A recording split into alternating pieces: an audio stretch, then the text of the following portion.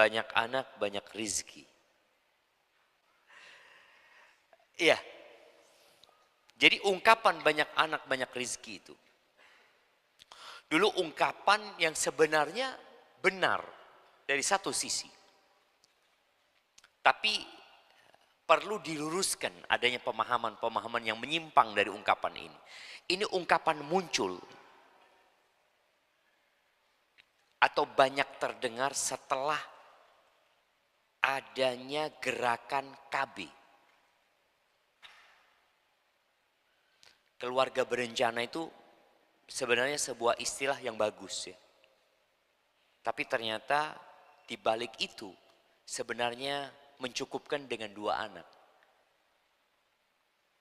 Gak apa-apa keluarga berencana. Anak berencana punya anak 7. Kan tetap keluarga berencana. Punya rencana dia.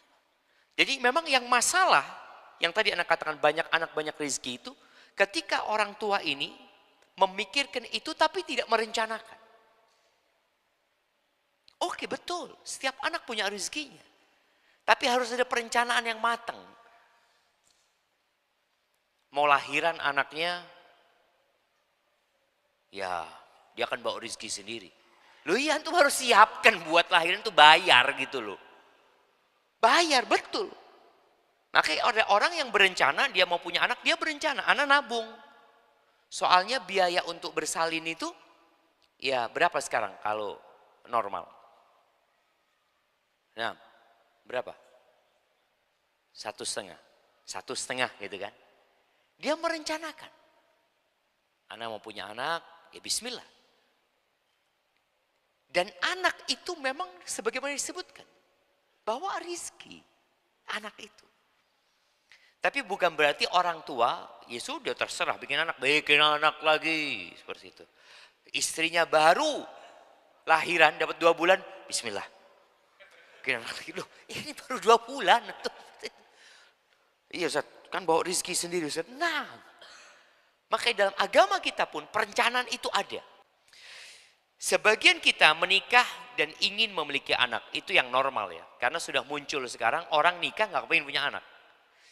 Jadi bukan lagi keluarga berencana, tapi tetap berencana ya. Berencana nggak punya anak juga.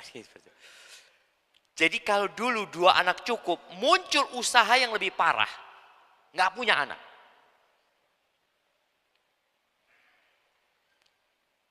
Ketika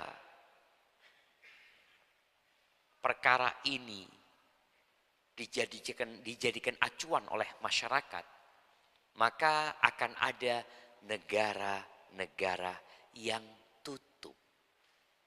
Tutup. Di antara negara yang mau tutup ini mana? Jepang. Tutup. Ya kalau nggak tutup, dia akan dikuasai oleh negara lain. Karena mau tidak mau untuk mendatangkan tenaga kerja, ya nggak cukup rakyatnya. Maka dia akan datangkan orang dari luar. Bekerja di sana, bekerja. Akhirnya lebih banyak daripada penduduk aslinya. Itu kalau kita mau bicara secara rasional ya. Makanya kenapa takut? Negara itu takut. Ketika jumlah penduduknya sedikit, dan dia lihat di tempat lain, oh banyak penduduknya. Mereka akan datang ke negeri itu, kemudian menjajah negeri itu dengan memperbanyak anak di negeri itu. Jepang, ya, Jerman juga. Kemudian Singapura dikatakan, Korea Selatan. Karena muncul orang-orang nggak mau punya anak itu loh. Nggak mau punya anak bukan karena takut rizki. Kalau mereka ini. Tapi takut kerepotan. Karena mereka sudah terserang penyakit feminisme. Gerakan feminisme ini yang menuntut kesamaan gender, ya sudah. Engkau nggak hamil, kenapa aku harus hamil? Engkau yang enak. Aku capek, lelah, tubuhku rusak. Tapi secara fitrah manusia kebanyakan masih punya anak lah. Ingin punya anak ya. Tapi ada yang sampai mati nggak punya anak. Tadi ungkapan dari saudara kita, anak itu rizki. Ada sampai mati nggak punya anak. Dia doa Rabbi habli minas salihin. Terus ya Allah berikan kepada aku anak keturunan yang soleh. Sampai akhirnya ajal datang dan nggak punya anak. Jadi tatkala seorang menikah tidak mau punya anak, sudah bertentangan dengan tujuan Rasul Shallallahu Alaihi Wasallam menyuruh para sahabat menikah. Di sisi lain, ada yang Allah kasih anak, padahal dia nggak siap punya anak. Betul. Dia belum siap punya anak, aduh udah hamil. Mahasiswa kan kadang-kala bicara, insya Allah kita punya anak setelah lulus gitu ya. Tahu-tahu baru 2 bulan sudah hamil. Ini rezeki. Rizki. Allah berikan. Orang lain bertahun-tahun kepingin punya anak, nggak bisa punya anak. Keluar uang 100 juta, 200 juta. Ikut program, nggak punya anak. Antum dikasih sama Allah Azza wa Jalla. Maka tolong disyukuri. Tapi Ustaz, khawatir masalah rizki. Ini yang jadi masalah. Jadi masalah rizki itu memang menjadi kecemasan nasional mungkin. Apalagi di saat kita tahu sekarang ini kondisi ekonomi tidak baik-baik saja. Apa benar kondisi ekonomi sedang tidak baik-baik saja? Nah, ya yang baik-baik tetap baik-baik Ustaz. Yang tidak baik-baik ya mungkin ada, dan alhamdulillah ada MBG sekarang Ustaz. Nah, itu termasuk rizki. Di mana anak-anak bisa makan bergizi ya. Itu salah satu menjadi proyek pemerintah kita dan semoga proyek itu berjalan dengan baik. Sehingga mendukung antum untuk punya anak banyak. Alhamdulillah ada proyek nih. Apa dibatasi yang dapat MBG jamaah? Enggak kan? Enggak ada kan? Yang sering Anda sebutkan di Bondowoso ada Ustadz punya anak 28 dari satu istri. 28. Gimana kalau istrinya 2? Bayangin, dari satu istri 28. Itu generasi sebelum bapak kita ya, generasi yang dulu. Itu generasi yang melahirkan bapak-bapak kita. Dan itu punya anak 28. Semuanya jadi orang. Enggak ada yang jadi macan. Padahal kerjaan orang dulu itu, dia hidup di masa setelah kemerdekaan. Kalau antum lihat. Atau sebelum kemerdekaan mbahnya itu hidup. Sulit secara ekonomi. Tapi ternyata Allah kasih. Dan saat ini bicara ekonomi, kalau bicara kita sedang tidak baik-baik saja. Orang dulu jemaah yang punya motor itu sedikit sekali. Sedikit yang punya motor. Apalagi yang punya mobil. Sekarang, apakah ada rumah yang nggak punya motor? Ada. Mungkin bisa dihitung sama jari di kampung antum yang nggak punya motor. Terus apa yang dikhawatirkan sebenarnya? Kalau bicara keluarga berencana, ya silahkan berencana. Di Indonesia ini jamaah, ada berapa pulau? 17.000 lebih. Yang dihuni berapa? Yang baru dihuni itu 6 ribuan. Anggap 7.000 lah sekarang. Tersisa 11.000 pulau belum dihuni. Sedangkan kita dikasih amanah untuk memakmurkan bumi ini. Antum bikin anak yang banyak. Satu kabilah antum taruh di pulau sana. Minta sama pemerintah, saya akan hidupkan pulau ini. Nah, kosong pulau itu jemaah. Kosong.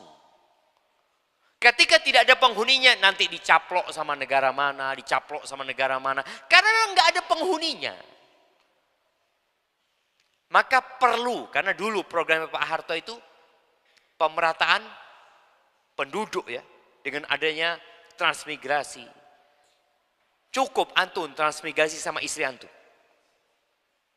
100 tahun lagi ternyata kampung itu adalah, siapa nama antum? Saat. Ini Saat. taruh di satu pulau, 100 tahun kemudian yang ada di situ Bani Sa'ad.